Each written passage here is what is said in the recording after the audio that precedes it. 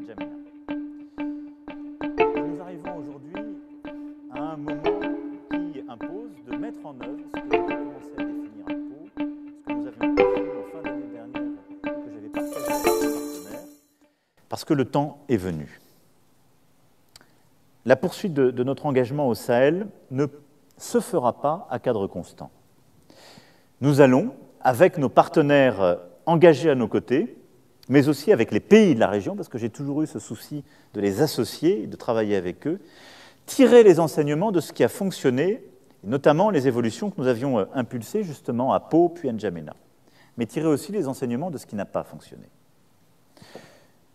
La présence durable dans le cadre d'opérations extérieures de la France ne peut pas se substituer au retour de l'État et des services de l'État, à la stabilité politique et au choix des États souverains. Nous ne pouvons pas sécuriser des zones qui retombent dans l'anomie parce que des États décident de ne pas prendre leurs responsabilités. C'est impossible, ou alors c'est un travail sans fin. C'est pourquoi, à l'issue de consultations que nous conduirons avec nos partenaires, en particulier nos partenaires américains, qui jouent un rôle essentiel depuis le début, et je veux ici les en remercier, et nos partenaires européens, qui sont aussi à nos côtés, en particulier dans le cadre d'EUTM, nous amorcerons une transformation profonde de notre présence militaire au Sahel, dont la modalité et le calendrier seront précisés dans les semaines à venir. Et je le ferai d'ici à la fin du mois de juin, mais je vais initier ce travail dès les jours prochains. Cette transformation se traduira par un changement de modèle. Il impliquera le passage à un nouveau cadre, c'est-à-dire la fin de l'opération Barkhane en tant qu'opération extérieure, pour permettre une opération d'appui, de soutien et de coopération aux armées des pays de la région qui le souhaitent, et de la mise en œuvre d'une opération militaire et d'une alliance internationale associant les États de la région et tous nos partenaires, strictement concentrés sur la lutte contre le terrorisme.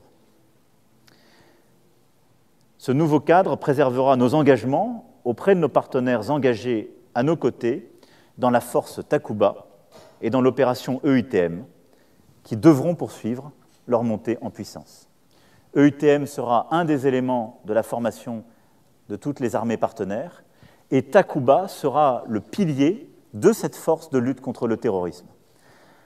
Les armées françaises en seront évidemment la colonne vertébrale, mais elles seront complétées par les forces spéciales des armées de la région partenaire, qui le souhaiteront et le pourront, et évidemment par les forces spéciales de nos partenaires européens, beaucoup d'entre eux s'étant déjà engagés à nos côtés dans ce cadre.